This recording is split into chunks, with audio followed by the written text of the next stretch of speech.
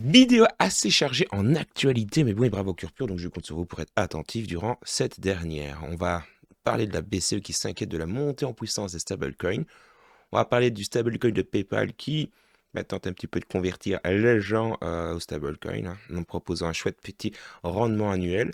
Et puis pour le reste, on va parler du XRP, les gars. Plus plusieurs petites flash news. On va surtout commencer par prendre des nouvelles de Trump, des tarifs douaniers, etc., etc. Du côté du marché de la crypto-monnaie, aujourd'hui, on est toujours en plus-value. Plus-value de 2% dans la globalité du market cap. Le BTC, lui, plus-value de 1,53%, mais ça s'essouffle tout doucement. Je préfère vous le dire. Le BTC, au moment où je vous parle, est à 93 030 $, donc 93 000, mais bon, plus-value de 1,47%. Le TH, lui, est 4,42% du coup dans le positif au moment où je vous parle. Le prix de l'Ether est de 1776 $. Le Dogecoin, prix de 17 centimes, plus-value de 3,24%. Et notre XRP, plus-value de 2,21%. Et le prix du XRP est de 2 $ et 20 centimes. On peut noter une jolie petite plus-value pour le moment du côté du Sweet Token, mais bon, qui frôle les 20%. On va quand même le noter. Et on va revenir un petit peu plus en détail sur le pump qu'a connu aujourd'hui le token de Trump. Parce qu'il nous a sorti une petite dinguerie et ça a boosté littéralement le cours du token, les gars. Ici, on est sur du 43%. Ouais, on a démarré la journée sur du à 6 € au matin, il était à 9 $. Et là où on parle, il est à 12 $ et 79 centimes. Donc 80, on va l'arrondir. Du côté des actualités, on va commencer avec le président de la SEC. Mais bon, Paul Atkins, qui s'exprimera lors de la prochaine table ronde de la SEC sur la crypto qui aura lieu le 25 avril. Donc c'est dans 48 heures. Enchaînons avec le président Trump qui a déclaré que les États-Unis concluraient un accord commercial équitable avec la Chine. Je vous ai mis dans l'ordre chronologique de la journée, donc des news par rapport à cela, mais bon. Ensuite, on a eu la Maison-Blanche qui envisage de réduire les droits de douane sur la Chine entre 50 et 65% pour justement apaiser les tensions commerciales. Tandis que Trump, lui, paie sa décision finale. Donc on parle bien de la Maison-Blanche qui s'exprime et non du président. Ok. Nous avons ici la Chine, par conséquent, qui se dit ouverte à la reprise des négociations commerciales avec les États-Unis, ce qui, dans le fond, ne peut être que positif pour nous, mais bon, nous, ce qu'il faut qu'on retienne, c'est que c'est positif dans le fond. Si les États-Unis et la Chine repartent un petit peu en négociation et que justement les tensions s'apaisent, théoriquement parlant, ça devrait être un catalyseur positif pour le marché financier dans son ensemble et non nous, ce qui nous intéresse ici, le marché de la crypto. On a, et ça c'est la dernière petite news justement, pour ça que je ne l'ai pas partagé encore avec mon compte, nous avons le Parlement européen qui est dans la phase finale des négociations avec la Chine pour lever les fameuses sanctions. Donc jusqu'ici que des actualités positives. Comme je vous l'ai dit, et comme je vous l'ai montré surtout, le token de Trump aujourd'hui, jolie petite plus-value. Pourquoi? Eh bien parce que Donald Trump a tout simplement annoncé que les 200 plus gros, les 220 holders, les plus gros holders donc du coup de son token seront invités à un dîner, le Trump Diner. Voilà, mais bon, action, réaction. Il y a eu instantanément des gens qui ont fait le plein de tokens. On peut critiquer entre guillemets le pseudo coup de marketing parce que dans le fond c'est une manière de promouvoir son token. Quand on regarde avec un petit peu plus d'objectivité. Personnellement, je n'ai pas de token Trump, non, je l'avais tradé à sa sortie. Ici, j'ai loupé une coche, je n'avais pas pris en compte ce genre de truc. Ça fait longtemps que je ne suis plus positionné dessus. Et terminons doucement avec l'Alabama qui abandonne ses poursuites contre Coinbase. L'Alabama affirme qu'une ordonnance de cessation et d'abstention ne devait pas être émise contre Coinbase pour ses services de stacking de crypto-monnaies. Concernant les bons plans, et ça concerne les holders de BGB ou alors si vous avez des tokens Zora, vous pouvez venir faire fructifier tout cela, mais bon, via le launch pool disponible sur BitGet. Dans le cas où vous n'avez pas encore de compte sur BitGet, sait-on jamais dans l'assemblée, parmi les personnes du coup qui me regardent, vous avez un lien dans la description qui vous permet de vous inscrire et surtout de bénéficier de bonus. Nous, ce qui nous intéresse ici, c'est les deux poules différentes. Si vous avez des BGB, vous pouvez déposer vos BGB dans la poule numéro 1 avec un APR de 22,13%. C'est pas dégueulasse, mais si on compare avec la pool de tokens Zora, on est quand même sur du 5552%. Alors je vous l'accorde pleinement, le token Zora qui avait été disponible via un airdrop, si je dis pas de bêtises, va être soumis à une forte volatilité. Donc vous avez peut-être un plus gros APR de ce côté-là, mais moi personnellement, je ne convertirai pas mes tokens BGB par exemple en Zora pour profiter de l'APR, les gars. Non. Sachant encore une fois que plus de tokens vont venir dans la pool, plus l'APR en question, donc le pourcentage va baisser. Donc si vous voulez un petit conseil, gardez vos BGB bien en BGB et farmez la pool à 22%. Vous avez 4 jours et 17 heures encore pour gagner un maximum de crypto. Et puis, libre à vous de les holder ou pas, ou alors de le convertir en BGB pour justement prendre plus de force lors de la petite prochaine launch pool. Comme je vous l'ai dit au début de vidéo, on va parler de la BCE qui s'inquiète de la montée en puissance des stablecoins adossés au dollar, soutenus par la politique pro-crypto de Donald Trump. Pour eux, ça pourrait tout simplement marginaliser l'euro et accentuer la dédollarisation des paiements numériques en Europe. Personnellement, depuis que je suis à fond de balle, on va dire, dans mon crypto, les euros, c'est très très rare quand je les utilise. Je n'ai jamais fait, en fait, je vais être transparent avec vous, je n'ai jamais fait une seule transaction blockchain crypto. Jamais, jamais, jamais. Toujours de l'USDT. USDT, USDC, bien entendu, donc du stablecoin adossé en face au dollar. Et même pour être transparent avec vous, quand je parle dans la vie courante, par réflexe, je parle en dollars et non en euros. Enfin bref, ça je vous le dis, c'est le monde des cryptos. Donc oui, c'est vrai qu'au final, le dollar a quand même pris le pas, j'ai envie de vous dire, dans le monde de consommation des crypto boys par rapport à l'euro. En même temps, qui c'est qui a envie d'utiliser l'euro? Enfin.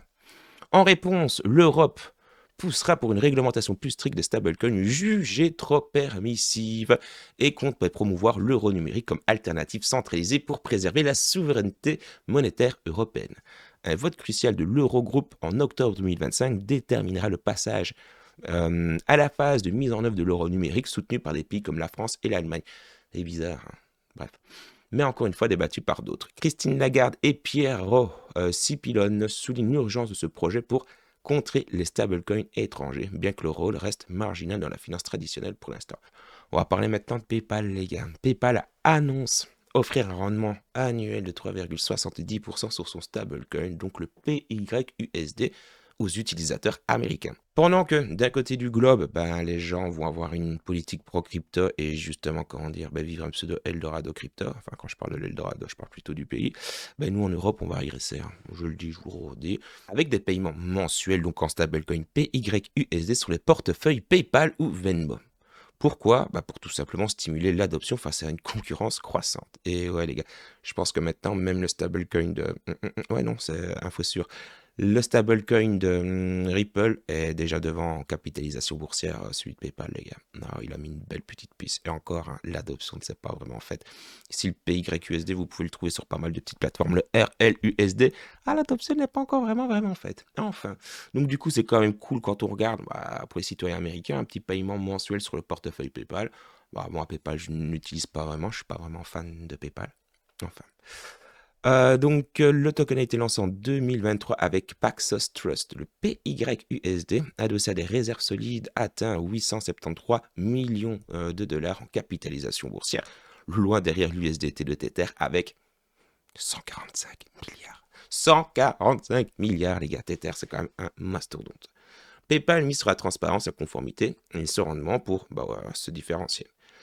Se différencie dans quoi? Dans un marché encombré où Coinbase et Circle avec son USDC proposent des récompenses et où Stripe, Revolut, Robinhood et Fidelity explorent des initiatives similaires. PayPal élargit également son offre crypto avec Link, donc la fameuse, la crypto de Chainlink, et la crypto des Woke, le Solana pour ses utilisateurs américains. Nous avons OKX Wallet, donc le compte officiel de la structure, les gars, 2,1 millions de followers, qui nous dit tout simplement drop the ticket if you can spot the token. Donc en gros, nommez le ticket, nommez le nom du token dans les commentaires. Vite fait, bien fait, c'est ça si vous trouvez le token. Bon, le token n'était pas vraiment dur à trouver. Le token est ici, d'accord? C'est le fameux XRP. Qu'est-ce que ça veut dire? Encore une fois, au moment où je vous parle, rien d'officiel, ce n'est qu'une spéculation. Ça permet d'avoir du reach, vous savez bien. Bref, on pousse un petit peu on titille l'algorithme. En tout cas, ceux qui peuvent. L'intégration au XRPL arrivera incessamment sous peu sur justement le fameux OKX Wallet. Moi, personnellement, c'est ma petite prédiction, les gars. Si vous n'êtes pas d'accord, dites-moi quoi dans l'espace commentaire. Parce que je vois pas pourquoi OKX, donc on parle pas de la plateforme, de l'exchange du sexe, non, ici on parle juste du wallet, d'accord? Le wallet Web3 que vous pouvez télécharger comme MetaMask, le Bitget Wallet et ce genre de choses. Donc oui, je suis prêt à parier, les gars, avec vous que l'intégration du XRP Ledger au petit portefeuille de OKX, ce n'est qu'une question de temps. Mais encore une fois, ça va booster à l'adoption des stablecoins, des mêmes coins XRP et ce genre de choses. Donc, est-ce que c'est quelque chose de positif pour nous holders? Oui, plus il va y avoir d'adoption, les gars, mieux ce sera. Faut pas l'oublier. On sait que pour le moment, la blockchain XRPL est sous-utilisée, sous-cotée. Donc, commencer avec des intégrations majeures au sein de portefeuilles. Attention, c'est quand même pas random. Hein. Je sais bien que c'est pas beaucoup utilisé parce que je suis pas sûr que... Dites-moi si en France c'est autorisé au cas X. De tête, je suis pas sûr que vous pouvez, enfin comment dire, que vous avez accès à la plateforme en tant que résident français. Mais bref, étant donné que j'utilise pas le sexe, je ne peux pas savoir. Donc, wait and see, et seul l'avenir pourra nous le dire, mais je vous le dis, je suis quasiment sûr de cela. Bon, on va parler d'ici d'un petit souci qui s'est passé avec, justement, le XRPL, mais bon, nous avons le XRP qui a progressé, certes, donc aujourd'hui de plus de 20% ce 23 avril, atteignant 2,27 $. Donc ça, c'était la petite remise en contexte. Malgré la découverte d'une faille majeure critique dans la bibliothèque JavaScript officielle du XRP Ledger. La vulnérabilité a été rapidement maîtrisée sans impact majeur, renforçant la perception de la résilience du réseau. Ce rebond technique souligne la confiance du marché dans l'écosystème XRP à un moment où l'adhésion institutionnelle autour du XRP Ledger semble s'accélérer. On va revenir maintenant sur l'analyste Don Alt, mais bon, on parle quand même de 665K, donc 665 000 abonnés au compteur, donc bon... c'est que ça doit être quelqu'un dans le milieu, les gars. Sinon, je vois pas comment il aurait réussi à avoir autant. Bon, ce dernier estime que le graphique journalier du XRP est l'un des plus prometteurs du marché crypto, suggérant qu'il pourrait surperformer de nombreux altcoins. Le XRP a progressé de 8% en 24 heures et de 8,5% sur les 7 derniers jours, atteignant 2,28 $ après un rebond de 24% sur les 14 derniers jours. Il met en évidence un support solide à 2 $, testé à plusieurs reprises avec des rebonds significatifs, ainsi qu'une résistance à 2,72 $, que le prix n'a pas réussi à maintenir durablement malgré plusieurs percées temporaires. Après un sommet à 3,20 $ en janvier et un repli à 1,80 $ en mars, le XRP conserve un potentiel haussier si la tendance du marché se confirme. Don Alt n'a toutefois pas fixé de cible de prix. De son côté, nous avons un autre analyste du nom de Fefe qui avait anticipé avec justesse une reprise dans la zone à 2,20 $ et 2,40 $ en mars, apparemment qui s'est concrétisé.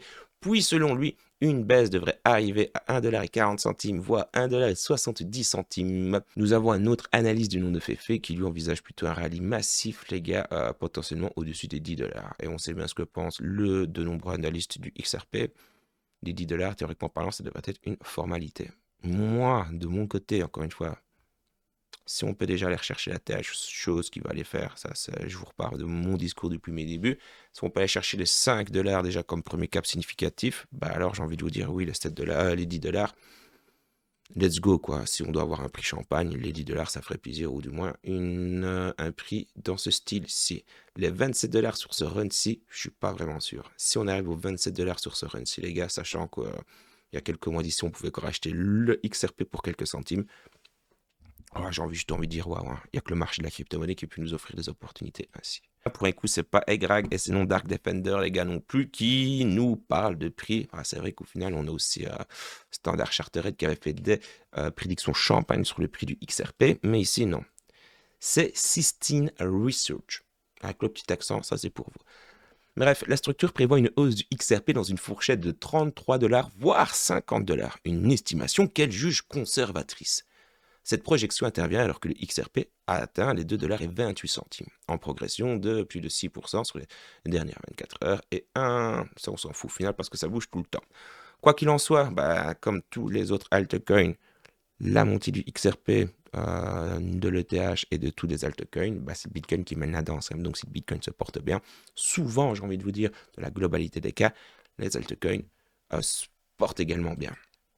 Donc, espérant vraiment qu'il n'y ait pas vraiment de dinguerie ces prochains jours, du côté de Trump et les tarifs douaniers. C'est juste ça pour le moment qui est vraiment le gros catalyseur, les gars, pour les baisses. Les hausses sont toujours, un petit peu plus timides que les baisses, certes, mais c'est quand même le gros truc qui dicte le marché. Ça, malheureusement, c'est une réalité. Bref.